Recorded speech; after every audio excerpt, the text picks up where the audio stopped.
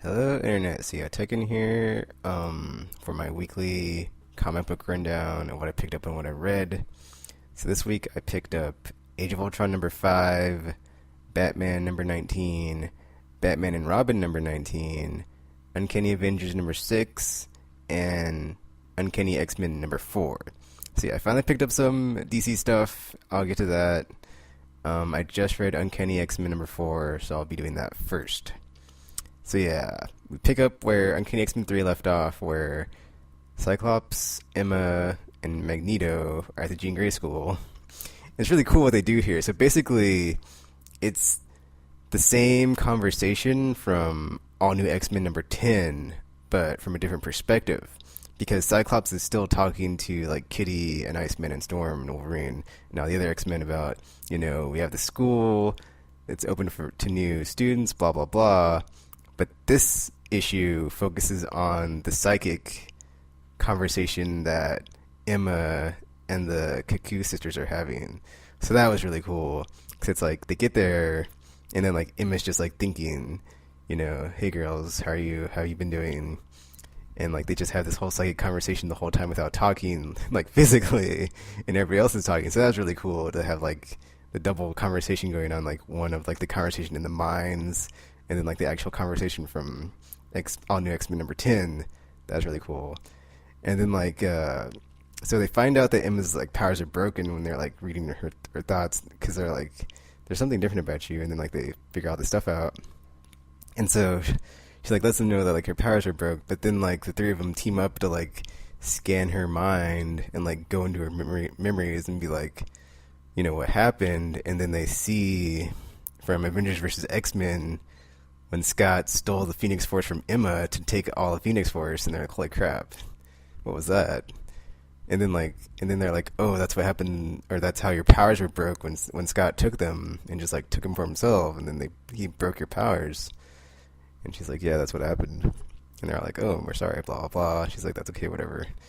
I know, since you're like three small versions of me, how evil I used to be, and how you're all kind of like me. And then it flashes to the Xavier school, Cyclops' school, with the new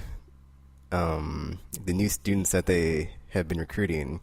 So we finally get introduced to the one character that they had with them when they got the orb shooting dude from the first. I think that was the first issue. Yeah, the first issue. So yeah, it has them all named. So we have the one they went in to save.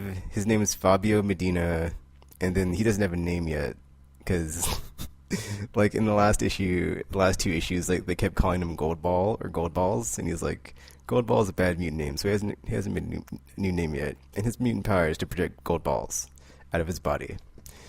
And then you have Benjamin Deeds, his new mutant. He's a new mutant. He's a chameleon-like abilities, so he's a shapeshifter. And then Eva Bell, who's Tempest, she creates time bubbles. She was able to freeze the Avengers last issue, which like helped them escape. And then Christopher Muse, my new favorite. His name's Triage. He's a new mutant. He heals. He's a healer. So he's like my favorite right now because of what he said about getting his powers. He's like, oh man, this is awesome. I never want to go back and be a regular person, because I totally had that same reaction if I was a mutant, or if I found out I had mutant powers or something. I'd be like, oh man, this is so cool. But yeah, they got they got left behind when Cyclops, Emma, and Magneto went to go to the the Jean Grey School, and so they're just sitting around talking about, so is this our home, or are we just staying here? What's going on? And then they're like, oh, I guess we get to pick rooms now, and they all just like race to find like the best rooms and stuff. And so it just shows them like getting acquainted there. And then it goes back to Emma and the Cuckoo sisters. And it's really cool what they do here when they're talking psychically, because the coloring of the panels is like different. So it's like you have Scott and his team talking to everybody, and that's all in black and white. And then like Emma and the Cuckoo sisters, they're colored in, and like they're still talking psychically. So it's like that's like a cool dynamic they had when they were like doing this whole like psychic conversation on top of a like real conversation. But in the first conversation, everybody was like cleared in; she could hear like everything. But this one, it focuses on just Emma and the Cuckoo sisters, and it's all like psychic talk. so, so it's cool because okay. In this part of the conversation, they're like Emma's asking about like the original X-Men, what's up with them, and then it's funny because the Cuckoo sisters are like, yeah, Jean Grey, she's not some legend. She's not some great psychic mutant, blah blah blah. They're like, we've been reading her mind, blah blah blah, and Emma's like, you shouldn't do that, and she's like, and like all this stuff about like how they've been like looking into her thoughts and like reading all the thoughts of the new X-Men. It's like, man, telepaths, man, just yeah, watch them. It's like I'm not even sure if I want to telepath on my team after like reading this issue because it's like they're just always in your mind and you can't like if you're not trained to like defend or detect it, you're just totally they could just like totally just like be all up in your mind just reading it and stuff and your thoughts. Oh, and then like another funny thing, all new X-Men 10, like they got eaten by Krakoa, the grounds that's like alive. This issue that didn't happen, but he's still in the background like after he spits him out, so I thought that's pretty funny. I was like wondering if they'd like have that in this one too, but they didn't. Oh, and then like Emma's like, okay, don't listen to her, Jean Grey's thoughts, and don't do anything to her. And they're like, yeah, we won't. Of course, none of this matters because they go with the Cyclops' team anyway, back to the new Xavier school. So it's like, I'm not sure if she meant like in future tense, like whenever we're around Jean Grey, don't mess with her mind, because you know Jean Grey is like super powerful. So, well, in the future anyway, like maybe, and then like, because like one of the things in All New X-Men was like she got her powers early, so it's like possibly if she could like have her early power manifestation and then like, you know, get trained at the school, she could like have a earlier like level of mental powerness or something. I don't know. So yeah, Cyclops goes through this whole spiel about, you know, we've opened our new school, come with us, blah blah blah, and like it has like the exact same like quoting from the last issue of All New X-Men when Magneto says, "New mutants are popping up all over the world, and with that will come confusion that will lead to fear, that will lead to hatred. With that will come a series of violent attacks on our people. It always does." And then Scott's all like, "We can train you to fight back and fight for each other at the new Xavier School." It's like the exact same spiel about, oh, we're gonna not take the fight to him, but we're gonna defend ourselves when it needs to be done. So you know, he's still on his power trip and stuff. And then what happens next is pretty funny because so like the Cuckoo sisters ask about like, so what students do you have now at the school? And then it like goes to the new Xavier school, and you see Orbis, who I will call the dude who shoots out balls, because I don't want to say any like ball names because that'd just be funny and weird and make myself laugh. So you have Orbis, who's all like running from this giant lizard thing, and every time he shoots out his orbs, like it's all like poink poink poink. So like the panels just feel like poink as he's running away from this like giant lizard thing. He's like, ah, and he like trips and falls, and like shoots some orbs at it. He's like, ah, poink poink poink poink poink, and then it's funny because like Magic, Cyclops, Emma, Magneto come back, and they see the new recruits are like in the. Like I was like looking at this and I was like, is this the danger room? They probably fell in the danger room or something, and so they're on like a double-sided mirror or something watching. At least I thought they were, but then like Cyclops got hit in the head with one of the orbs. He's like, okay, I think I've seen enough, because like they first come in and they're not doing anything, they're just like watching. They're like, and like Magic's all like, I could watch this all day, and Emma's like, don't do anything yet, let's watch this. So they're just sitting there watching the new mutants getting like abused and like just beat up on in the danger room. And like, so there's like that lizard chasing the orb dude, there's like some tentacle from the ground holding Tempest, and then you have the like a pterodactyl or whatever that is, flying dinosaur carrying off triage, and then you have scrolls all up on the shapeshifter, which is pretty funny since he's a shapeshifter, and that's what scrolls do. Is like they change their yeah. And so they turn it off because Magneto has like this remote, and he's like dink, and then they're all like, "Ow, are we okay? What was that?" And then Magneto's like, "What were you doing?" And the Orbis is all like, "I was looking for a phone." And then like, yeah, he's all like, "I was looking for a phone," and they're all like, "Oh, we stumbled into the," and then Cyclops is all like, "That was a danger room," explains what the danger room was. And then let's see what happens next. Yeah, like the New Mutants are all like, "Wait, that was real, or that wasn't real, huh?" And they're all weirded out by it. And then oh, Cyclops is like, "Yeah, there's no phone here."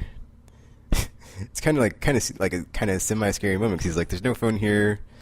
I know some of you are having trouble understanding your situation here. This training, what we're all, what we're preparing for is all-encompassing.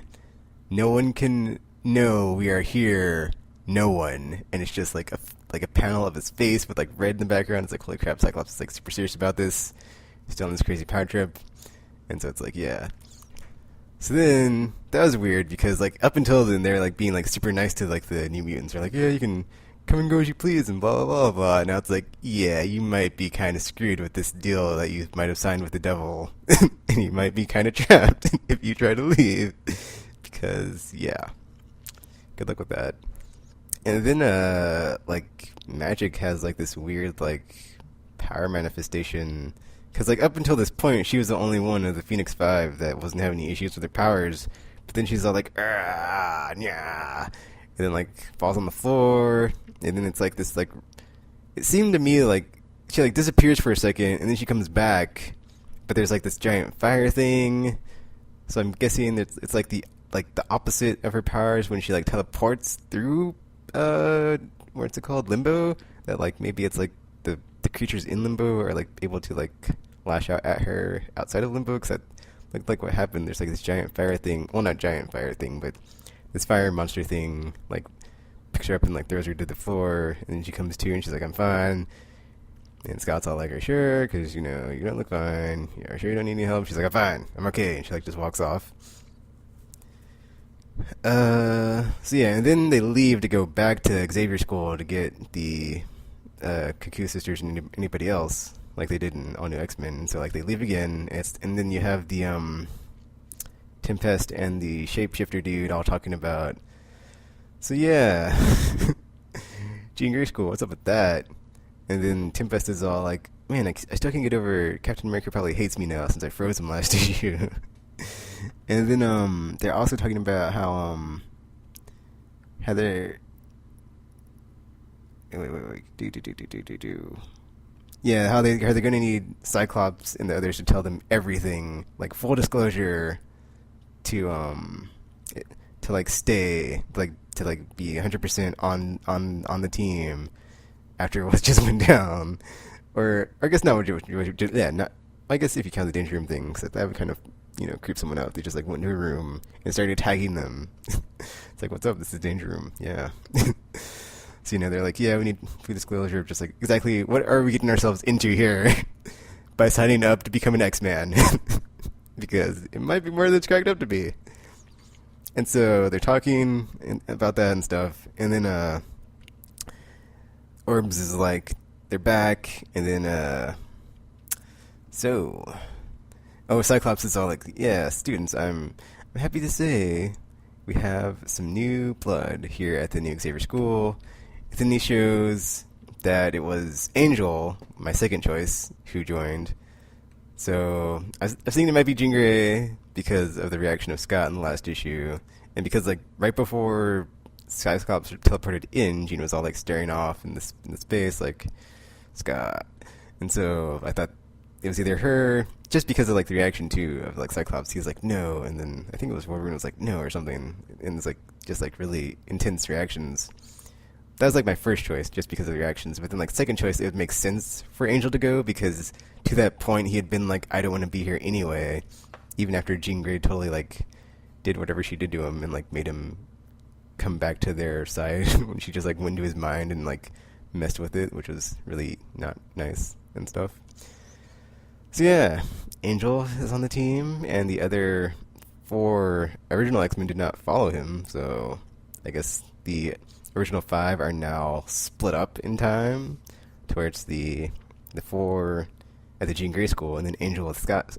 So we'll see how long that lasts, because I don't think Angel just wants to be in the future anyway, so who knows. And then the cliffhanger here in this issue is basically Magic's about to have another power manifestation attack. Or I guess not attack, but like power manifestation flip out broken powers moment. She's like, yeah! And so that's like the last panel, and it's like to be continued. Dun dun dun. Alright, so I think I'll read Uncanny Avengers next and do my nice roundup of that. I don't think I'll be doing any of the Age of Ultron like comics, like any of the issues. I don't think I'll do like any whatchamacallit. I'll not be breaking any of those issues down. So I'll do Uncanny Avengers after this, and then Batman and Robin. So yeah, that'll be back. I'll be coming back after I read Uncanny Avengers after this, since my new format is to read something and then talk about it. So Uncanny Avengers next. Let's see how awesome it is. Alright, taken here. I'm back. I just finished reading Uncanny Avengers number 6. It's pretty good. I gotta say, this is like continuing the trend of this series so far, where there is like at least one good fight every issue. Like this one, it's all about Apocalypse versus Thor in the future, in the past. It's crazy. It's pretty cool because like that's kind of the theme of the like book in the Thor series, where it takes place in like 3 different eras. But that's pretty cool. So it's like you start off in like Scandinavia, 1013 AD. Thor's in this bar getting drunk, and he's all like, "Yeah, I love," or well, like not he isn't, but the narration's all like, "Yeah, Thor's in a bar. He likes to drink. He likes to fight." And then like Apocalypse walks up behind him, like he's in like a silhouette, and then like one of the bar people are all or bar patrons all like, "What is it? It's a giant, a demon." And Thor's like, "What? No, Thor's no demon." Blah blah blah. Like that's the other thing that was fun about this issue. It was like Thor's all like. Well, I never read like very much Thor as a comic book reader back in the day when I was one, but like lately I've been reading this, and like I read some other issues with Thor in it, and they've all been pretty fun because he's a pretty cool character. I've grown to like Thor. I guess that's what I'm trying to get at. But yeah, it's just like Thor and his funness talking like, "Oh, Thor, I'm just such a happy go." Although he doesn't sound like that, but yeah, he's like, "Oh, I'm no demon. I'm Thor, God of Thunder." Blah blah blah. So Apocalypse walks up behind him, just like smacks him like backhanded, and then in like the like narration, it's like the attack isn't intended to remove skull from spine, and were it not for the limperness born of his inebriation, it would have. So he basically just like cracks him in the back of the head. It's just like crack, pop. He goes through a wall, goes through a barn, or not barn, but like through that bar that he's in, and then he's like outside. And they just start going at it. And he doesn't have his hammer. He has his axe. What's it called? Jarmbjorn. I am probably saying that wrong. It's a weird Norse name. So Jarnbjorn is like his axe, so he doesn't have his hammer. I thought that was pretty cool, since like it's in the past, but whatever. Anyway, so he's like fighting Apocalypse. He gets like one good hit in, and it doesn't like do anything to his armor. It just like leaves a like scar there. And then so okay, let me go the blow by blow. So after he hits him out of the bar, he gets up, and you can see the like Apocalypse's time fortress like in the air, and he's like coming at Thor. He shoots lasers out of his eyes like and and they're at like this cliffside, and Thor's just like on the ground. It's raining, so it's like this really cool epic battle scene. And like Thor goes, like takes his hammer, like crack, and just like clank, and like hits him in the chest. But like I said, doesn't do any damage. And then like Apocalypse headbutts him, and then the narration's all like, "The impact sends shockwaves for 100 miles. His spine will not endure another like it, and he knows it. Before the deep fury, a small voice of reason. The craven hides behind indestructible armor. Thor would never flee. This is only intermission. He promises the rage in his belly. So basically, Thor flies off in defeat because he's about to get killed because he's getting the crap kicked out of him. Like after Apocalypse headbutts him, he's like all bloody and stuff. So he's like all just like, well, he doesn't say anything, but like all the narration is like, yeah, he's retreating. And it's cool because like he gets on like this chariot with these two goat things and like flies and do like his thundercloud to like go back to Asgard. So that's pretty cool. I was like, that's really cool. Like I'd never seen Thor like that since in the past. It's like all different. So that's really cool.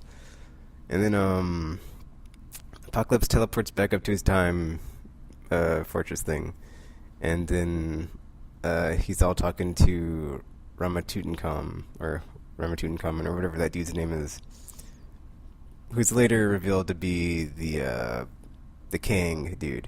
So actually, about the last issue, like I only talked about like the second half of that issue because the first half I was completely confused. I had no idea what was going on. Like there's some sort of like birth of some Apocalypse twins, and I was like, what is this? Like this is weird. This is like really not. I was like, what's going on? I'm completely confused. And then Kang's there, and I'm like, I don't even know who this dude is. So I like had to go to Wikipedia and like YouTube to like see just who's this dude because I don't know the Avengers or anything about them. Apparently he's some villain from the Avengers, and I was like, oh well, that makes sense why I didn't know who that dude was. So yeah, basically this issue is just like Kang and Apocalypse teaming up to take down Thor, or so you would think until you get to the end. So it's cool because Apocalypse is talking to Ramatutankhamun or whatever the dude's name is, and like he basically tells him, I know you're not who you are and that you're a time traveler, so you know the deal was that I killed Thor, blah blah blah, so you know where's he at. And then since he couldn't kill Thor and he like escaped, he's like, well, you can go ahead and go to this other time era and try to kill this other dude. He totally doesn't say it like that. And then Apocalypse was like, give me the name or I'm about to like just kill you right now. Or well, he doesn't say that, but he's like, yeah, I have a unique method of renegotiating deals with hated enemies, so you know, tell me what I know, or I might have to do some stuff to you. And so it goes back to Asgard where Thor's talking to Odin. He's like, dude, there's some dude I just fought who had some like indestructible armor. My axe of awesomeness could totally not get through it. What's up with that? And Thor's, or not Thor, but Odin's like, dude, we got a let's see, what is it? Let's see. Oh yeah.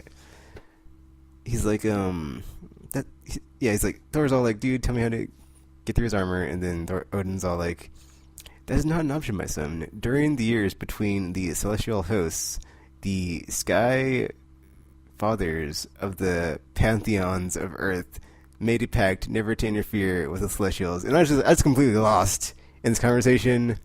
But I basically guessed that it's like the gods cannot interfere with the mortals, blah blah blah, or something like that. I don't know. It was confusing. I was confused. Like all these words about pantheons and celestials and whatever weird comic book god stuff. So then Odin's basically like, dude, I can't help you. It's beyond my control, and we got like rules and stuff to abide by. Then Loki comes in. He's like, Odin is infuriating, isn't he?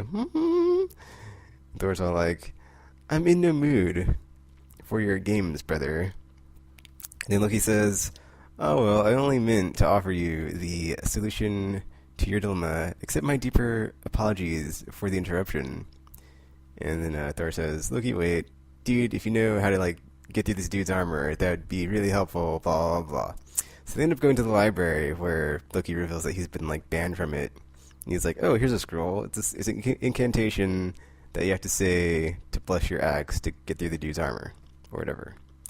And so he like gives the scroll, tells Thor about it, and then like Thor walks off with the scroll. But then it's revealed that it ain't Loki, and that Loki is Kang, and he's basically manipulating Thor into putting the incantation of this spell onto his axe to kill Apocalypse. So basically, and then it goes to London because that's where Kang had told Apocalypse to go next. He's like, what did he say?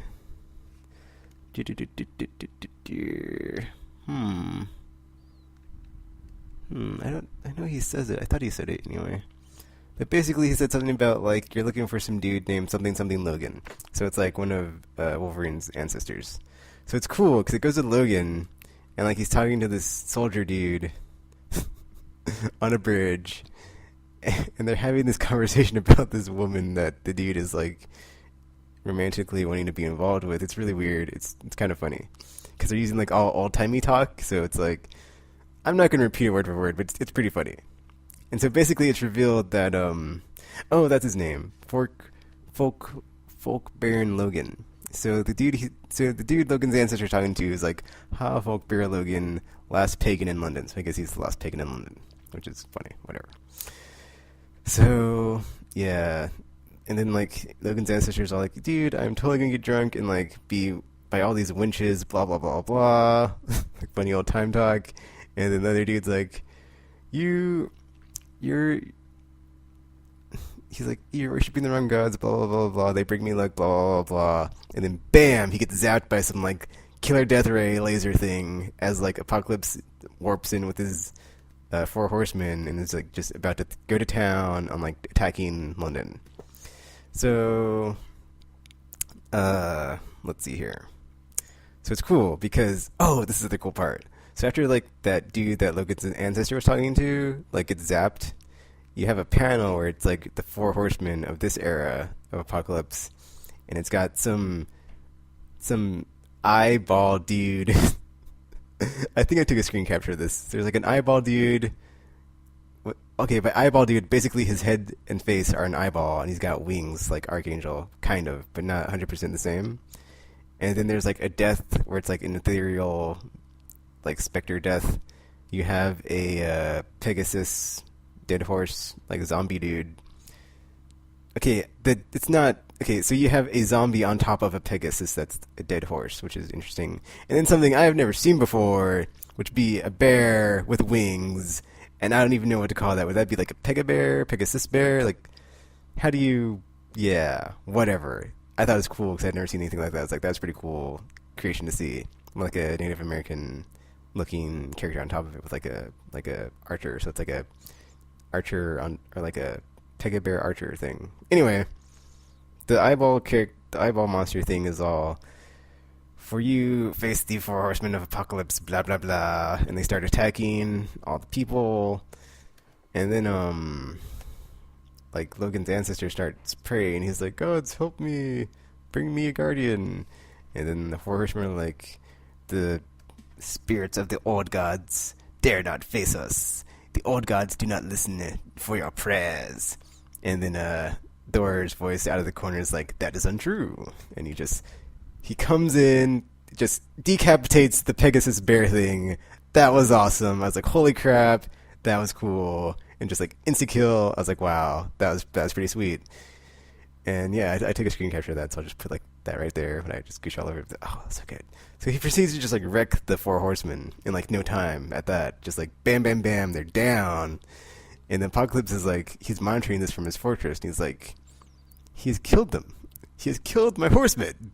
Talking to Tutankhamun, which is Kang, which he knows is Kang, but he's like, "You told me you could see the future, yet you never foretold of this." And then Kang's all like, "No, I did not. But to be fair, I never told you many things." He just teleports out. He's like, "I'm out of here, sucker. This is a complete manipulation of you. Ha ha ha, my plan has come to fruition." So that was pretty cool. He's like basically showing that, Kang was using Apocalypse the whole time, and now that Thor has like the axe, it's just a setup to get him killed. And so, yeah, basically, Apocalypse is like, well, what did he say? If the ancestors of my greatest future enemy is in London, then London will burn tonight. And he starts to like vaporize it from his time fortress with like a giant laser coming from it. And then, but like right as he does that, Thor's like, "What low?"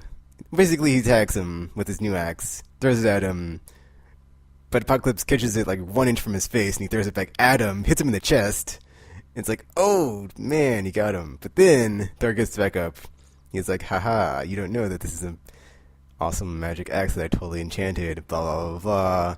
And he just like bam, just like strikes him down with like one hit. That's so cool. He's just like, I didn't take a screen capture of that, so you know, you might want to buy this issue to totally check it out when Thor totally kills Apocalypse. It's totally awesome. And then Apocalypse is like, your victory is hollow. You've cheated. I know not how, but I know it was some desperate maneuver, Insect Lord, and I know that regardless.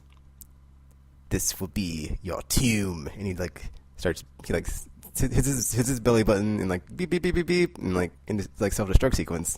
And then like Thor gets out before it blows up. And he's like, not today, sucker. And so, and then like there's this really cool panel where it's like, Folkburn Logan, you are the finest there is at what you do, or at what you choose to do, but what you do, not be very kind. That's like a take on Wolverine's catchphrase. I guess those dudes were like fighting. I don't know if they whatever. Anyway, so yeah. Anyway, back to Asgard. Thor gets there and he's like, dude, let me tell you about this fight I just had with this Apocalypse dude. My axe totally just like went through him. I killed him, blah blah, and then doom, like out of nowhere, Odin comes in. He's like, you fool.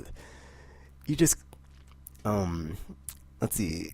It's like, if you understood what you have set in motion today, you would not celebrate. Your brash choice will cost Asgard and Midgard greatly. And Midgard's Earth, if you don't know that. So, and then Thor's like, you worry about future problems while I solve the troubles of today, Father. I defeated evil. I saved lives. And Odin's like, that axe is a curse. A wrecker of worlds. It remain your burden to bear it. I cannot help you now. The lesson is yours to learn. And do not misrepresent your motives to me, Thunder God. You cared only for revenge, and you have doomed all to have it. Be it tomorrow or 1,000 years from now.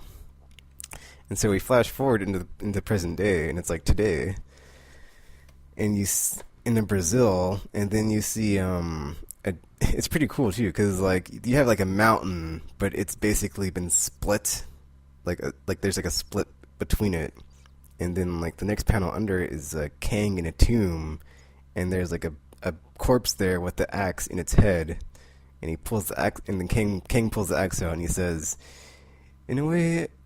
Oh, wait. So he's basically, okay, so this is like King's last words. Ah, my poor Baron Mordo. It was a calculated risk, but it was much easier to wait until Thor lost his axe to you than to try and take it from him myself. You came so close to winning, Bjorn. And in a way, I suppose you did. But I had already arranged the pieces to my suiting. Your task was Your task was damned from the start. The 7 must be won. The termites eat upon my foundation, but now thanks to you, thanks to this, Kang is fittest of all, and that's like where it ends, and he time warps into who knows when. So it's weird because like in issue 3, I think it was issue 3.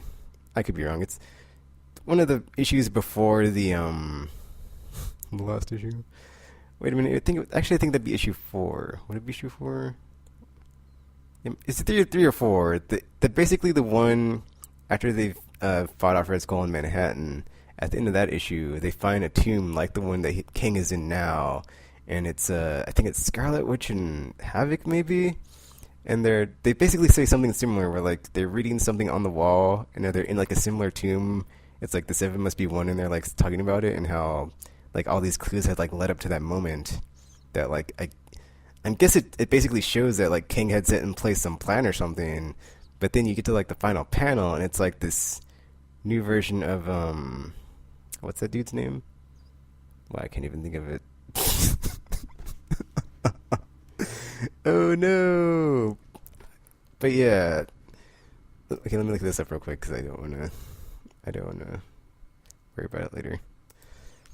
But you have them see some enemy that they're, I guess, going to be facing because it had flashed forward to the future in like 3 months, I think, in the future, and so that basically show like this issue, the end is showing what where I'm guessing where they're. But actually, I'm confused now because I think where they were at in that issue was yeah, it's the end of issue 4.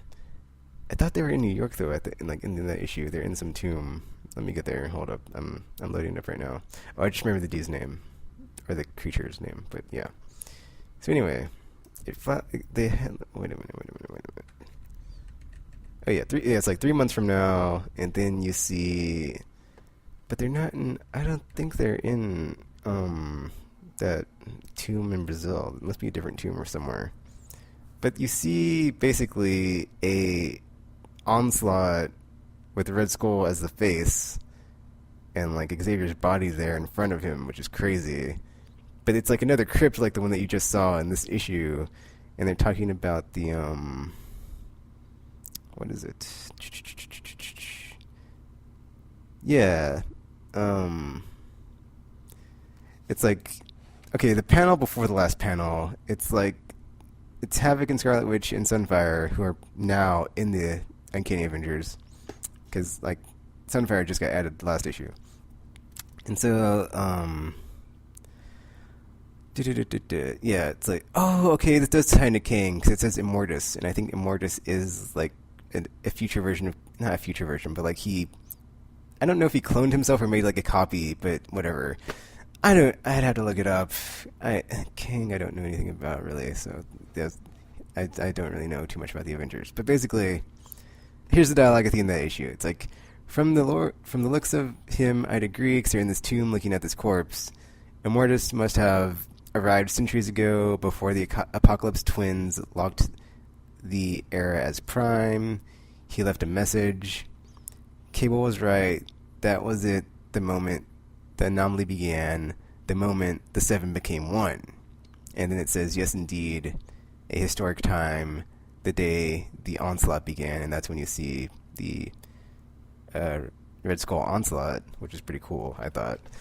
So I guess this is like what, like, the events, everything is like leading up to, like, so far. So I'm pretty pumped to see like how it all gets there. So, but yeah. Let's see where I'm at time. Crap. Wow, almost at 40 minutes.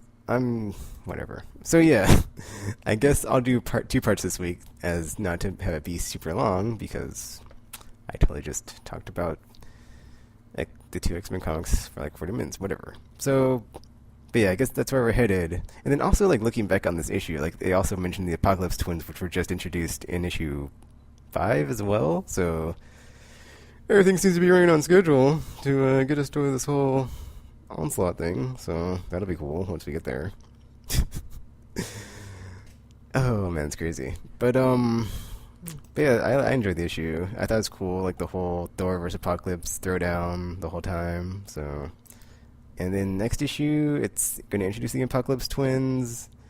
So yeah, that'll be interesting. So you go from like one crazy villain, Kang, to Apocalypse twins. So, But yeah, that's it for this video.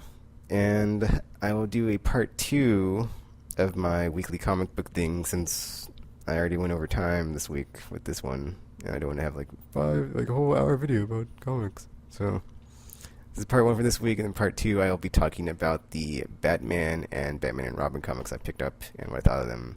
Yeah, DC, no more just Marvel stuff, haha. But yeah, I'm really enjoying the Uncanny X-men and Uncanny Avengers so far. So hopefully they keep on being awesome. Feel free to like, favorite, comment, rate, subscribe, whatever or not. Thanks for watching, and until you see or hear from me again, I'm now signing off.